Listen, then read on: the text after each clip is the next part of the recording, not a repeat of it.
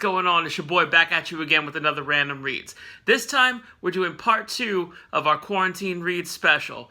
This is the stuff I've checked out during quarantine, different books, graphic novels, let you know what I thought of them. Let's check it out. Alright, first off, we have the graphic novel, The DC Universe, The Stories of Alan Moore. This was an incredible read, and I thought I lost my original copy, so it was so nice, I bought it twice. And then I just recently found it. This has a lot of great stories by the great Alan Moore. Weird dude, but you know, he was a great writer. It has The Killing Joke in it. It has Whatever Happened to the Man of Tomorrow. It has a bunch of Batman Swamp Thing stories. Not The Anatomy Lesson. If you know, you know. If not, go out and find that first Alan Moore Swamp Thing book. It's incredible. Anyway, yeah, so a bunch of stories, a few one-offs that he did. Great read. Really enjoyed it. This is actually one of my favorite graphic novels in my collection. I read it, come back to it periodically. So that's what I did during the early days of the quarantine. Started watching some TV while we were stuck in quarantine, and on HBO they had a show called His Dark Materials. And, you know, I'd never seen the Golden Compass movie from like the early 2000s, but I really liked the story. I thought it was cool, so eBay brought me the Golden Compass, His Dark Materials, book 1. I tore through this one. It's a YA book, but I ain't like stuck up like that where I'm like, oh, a YA book, I'm not gonna read it. I read it, I enjoyed it, the heck out of it. Season 1, which I still haven't got to the last episode, but season 1 kind of stays pretty true to what the book was, and yeah, enjoyed the heck out of it, and I know I need to read more. There's a bookstore right by my work called Green Apple Books, shout out to them, and one of the books I saw that caught my eye was David Sedaris' Theft by Finding, Diaries, 1977 to 2002. I had read Holiday on Ice years ago by him, and I thought his writing's very funny, very humorous and all that. So I decided once this went to paperback, my wife actually hooked me up for it as a gift. Shout out to executive producer wifey, love you. And yeah, this was a pretty good read. It was a thick book, so it took me a little bit to get through it. But the chapters, they're diary entries, so the chapters were real short. And I kind of read them, they're broken down year by year. So I kind of read a year at a time. Anyway, great funny read, definitely recommend it. Alright, can't forget about my comics. And I picked up this graphic novel a long time ago. This is Wolverine versus the Marvel Universe. It has exactly what it explains. Wolverine fighting a bunch of different heroes and villains. You got him versus Cap, Spider-Man versus Venom, and one of his favorite sparring partners. You got this iconic cover, Wolverine versus the Hulk. Get that artwork right there. That is dope. This was a really good read. It's like, I don't mind, graphic novels like this. I mean, some people, I love it in chronological order, and I love to get a whole run of stories. Like, that's why I love the epic collections, which we'll get to in a little bit. But this, to me, is like your favorite mixtape. You know, you get some of the greatest hits. You get some deep cuts that you didn't know you wanted to read, but enjoy. Marvel mixtape, that's what these are like. Anyway, definitely recommend picking this one up. Decided to try something new. You know, we my motto going into 2020 was we tried new things in the 2020, and then life was like, nah, son, you shutting it down. You ain't going nowhere, not trying nothing. But tried different reads and stuff like that. So I picked up Strangers in Paradise. This is the pocket edition, I believe, the first volume. And it was a pretty good read. Like, I had heard about Terry Moore in this comic for years and years and just never thought it'd be for me. I enjoyed it. Francine and Kachu, that's the two main characters. This is Kachu. I think I'm saying that right, but if not, well. But anyway, they had a good relationship, a lot of action in here, a lot of intrigue, and definitely if you like different stories that aren't with capes and cowls and whatever, but you love comics, artwork in here is cool, pick this up. I got volume 2 somewhere, but I haven't got to it yet. After reading The Golden Compass's Dark Materials, I gotta admit, I was hooked on the series. So, in a twofer I got from eBay, this is book 2, The Subtle Knife of His Dark Materials. This one took me a little bit longer to read. You know, I don't know why. Maybe I was reading some other stuff at the time. Because I like to keep, normally I like to keep about 2 books going in a graphic novel at the same time, maybe more. Just, variety's the spice of life, I guess. But this was it was a good read. I enjoyed it. If you like the first book, definitely continue to the next one. I like the whole series, which brings me up to my next point. Book 3 of His Dark Materials. This is the Amber Spyglass. It is the thickest one in the trilogy. I know there's more of them. Actually, the dude just wrote the second trilogy. I think he's on like book 2 or something like that. And there's a couple side stories. Haven't got to those yet, but I have a couple of them because my wife hooked me up. Thank you. And yeah, book 3 had a pretty good ending. It was sad. Action-packed. Definitely recommend this series. You know, I don't think enough people are talking about it. It does have some religious overtones, and I'm not the most religious person in the world, but, you know, I just enjoyed the story for what it was. So I was going through a bunch of random comics that I had. Actually, was picking out stuff I might need to sell on eBay and stuff. You know, quarantine times is tough. But one of the things I came up with was a G.I. Joe comic, and I read it, and it was like the middle of a story or whatever, so I enjoyed it so much, I found the graphic novel. This was G.I. Joe, America's Elite, World War III. It says Omnibus, but I mean, it was like maybe 12, 14 issues or something like that, which I guess now is like an epic collection, they would call it, for Marvel style, but like omnibuses are like super big and like expensive. And this, you know, it wasn't cheap, but like, I enjoyed it. It was a pretty good story. The Joes were all over. I mean, I feel like I kind of needed to read more of This Was Devil's Due publications. More of their G.I. Joe story to kind of get it. But, I mean, I'm a huge fan of 80s Marvel G.I. Joe. Love that.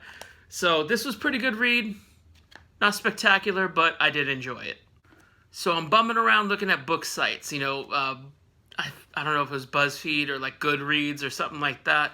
But I came across the description for the Berlin Boxing Club. Again, this might be a YA novel. It kind of read a little bit like it. The protagonist is a kid and stuff. But this was a book about a kid, Jewish kid, who's getting taught boxing by Max Schmeling in Germany during World War II. So, interesting premise. Led me down the rabbit hole of reading about Max Schmeling's life. And, you know, everything with Joe Louis, blah, blah, blah. I enjoyed it. So I sped through it in 2 days. Enjoyed the read. If you're looking for a quick book, has a little bit of historical fiction in it, go check it out. Next up, we have I Kill Giants by Joe Kelly. This was, I guess they made a movie out of it. Haven't seen it. But this was like the movie tie-in cover and stuff like that. This graphic novel's been around for a while, and I kept seeing it on different lists to check out. I read it. The artwork is really good. You know what I mean? Like, shout out to Ken Nimura. I think that's how you say it. But the story was good, but I just didn't enjoy it as much as I thought I would. I didn't love it. But the story was good. But, you know, it just didn't catch my attention like I was hoping it would. Next up, we got the Marvel Epic Collection, Volume 1, X-Men, Children of the Atom. This was the basis for Tommy Reed's X-Men. If you don't know what I'm talking about, Tommy Reed's X-Men is another show we have on the channel where I go through each issue of X-Men and give my own unique spin kind of review on it. Please check it out if you haven't done so already. I was reading from this initially, and then once I got past this, I switched to Marvel Unlimited. If you want to see what I thought about each individual issue, please go check it out. A little bit about the Epic Collections. I love the Epic Collections. You know, this is Volume 1, and it collects maybe the first, 23 issues of X-Men. You get an entire solid chunk to read in each volume. Great. I can't recommend the Epic Collections enough. This one, Early X-Men, was a fun read. Next up, you got Sherlock Holmes versus Dracula. This is written by Loren D. Estleman. You got Sherlock Holmes, you got Dracula, Watson. How could you go wrong? The book was a little slow, to be honest with you. It dragged on in parts. It took me a while to read. It's not the biggest read. It did drag on, but I liked those characters so much. I soldiered on, and in the end, it was pretty decent. Next up, we have The Thing, Idol of Millions. This collects Dan Slott's 8-issue run. It was canceled on the A Thing solo series. Now, this one, I'm going to say, is my hidden gem of the quarantine reads. This was so much fun. It had deep cuts about the Thing. Like, you know, he's fighting in a crowd and somebody's like, did he say it's clobbering time yet? And he's like, no, he hasn't said it yet, but he's gonna say it. And stuff like that. Like, I don't really care too much about the Fantastic Four, but the Thing's my guy, man. I like him. He's funny. He's awesome. You know, he's a big guy who's sensitive. Like me. But yeah, the Thing, Idol of Millions. Found this for super cheap online, because I wasn't going to bookstores during the quarantine, obviously. But yeah, loved it. Finished it in like one day.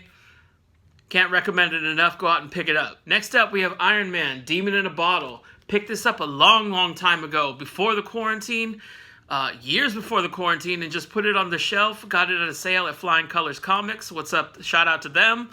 Anyway, this story is about Tony Stark and his problems with alcoholism. So a serious topic, but it did have a lot of action in it. Artwork was great. This was written by David Michelinie, with art by John Romita Jr., so you can't go wrong with them. Great read. Like I said, had a lot of action in it.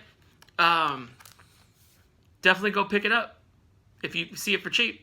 Also, real quick shout out, we have Justin Hammer here. This is 70s, 80s Iron Man, and in the movies he was portrayed by Sam Rockwell, but here, I swear they drew him to look like Peter Cushing, aka Grand Moff Tarkin. I'm sure he did a bunch of other stuff, but yeah, to me he looked just like him. Shout out to the cheekbone god, you know what I'm saying? Wanted to read a little something shorter after going through a few thick books, a few long reads. It took me a while, so I read This Is How You Lose Her by Junot Diaz.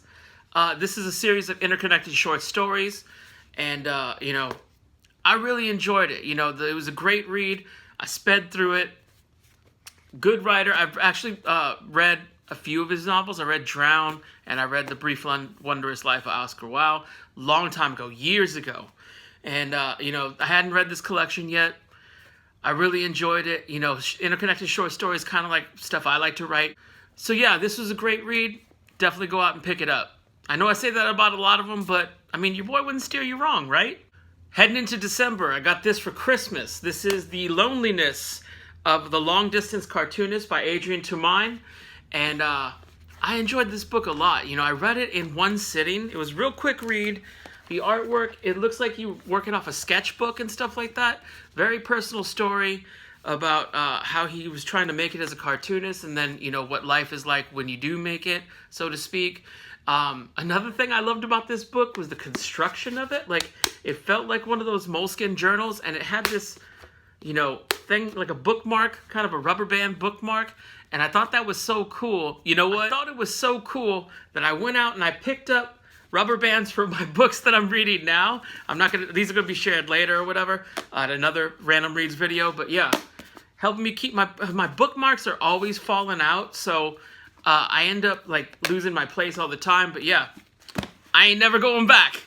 And that book was a great read. Definitely recommended to go pick it up. Second to last, I've been reading like a bunch of spy comics and stuff like that, and I thought, you know, I've never really read too many spy books, but why not start with like a James Bond? I don't know, I've never read a James Bond book. I've only seen GoldenEye as the movie, and I decided to give it a try, so I decided to start off with the first one. This is Casino Royale by Ian Fleming. I didn't like it. I gotta admit, I didn't like it. It was slow. You know, some stuff did not age well, let me tell you that for free. But, you know, like, it was more, like, there was a few action scenes, but it was more like, oh, Bond got ready in his hotel room, and he buttoned up his button, and then he did his collar, and then he had a drink, and then he smoked 15 cigarettes, and, like, that was like a whole chapter. That was like 20 pages of that. And I don't know, it was a struggle to get through. It's only 175 pages. It took me so long to read this. Like, y'all don't even know. And I won't share it with you how, like, the time it took me to finish this book. It was a struggle.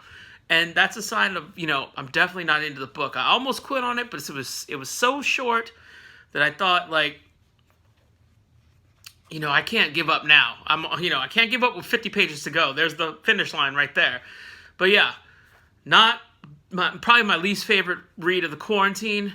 If there's better James Bond books, let me know in the comments. You know, anyway, definitely not my favorite read. This was a skip. Last, but certainly not least, the last book I finished reading as of, you know, a week or two ago was Dream Master by Raheem Megaran Jarbo. He's a rapper, entertainer, and this was an incredible read, y'all. It's a biography. He talks about his life growing up and stuff. We're kind of the same age, so like I got all his references in regards to hip hop, comic books, video games, everything. It was like talking to someone I knew, even though, you know, we've never met, but unfortunately. But yeah, I cannot recommend this book enough. Go out and pick it up. It was, not only was it a great read, but it was inspiring that someone who, you know, had different obstacles in his life and stuff, he was able to, you know, push forward and achieve success. It's a damn good rapper. Go out and listen to his stuff, but go read this book. It was incredible. It's probably one of my favorite reads of the whole quarantine. If you like what you saw, or were mildly entertained at least, please like and subscribe down in the channel. Please help spread the word about the Tommy Love Stuff channel, YouTube's best kept secret. If you're already subscribed, why not hit that bell notification in the corner? I don't know exactly where it's at. Again, if this is your first time watching the Tommy Love Stuff channel, I appreciate you letting me entertain you for a little bit. Check out the other stuff we got going. We got comic book reviews. We got movie reviews. We talk some old school wrestling. And, you know, we do some food reviews on here. Check out the hashtag ChubCon, CHUBCON. Check out that hashtag on Instagram, and you'll see what I'm talking about. Please follow me on Instagram, Twitter, at Tommy Love Stuff on both. I appreciate you. If this is your 50th time watching the channel, I appreciate you just as much. Thank you. Later.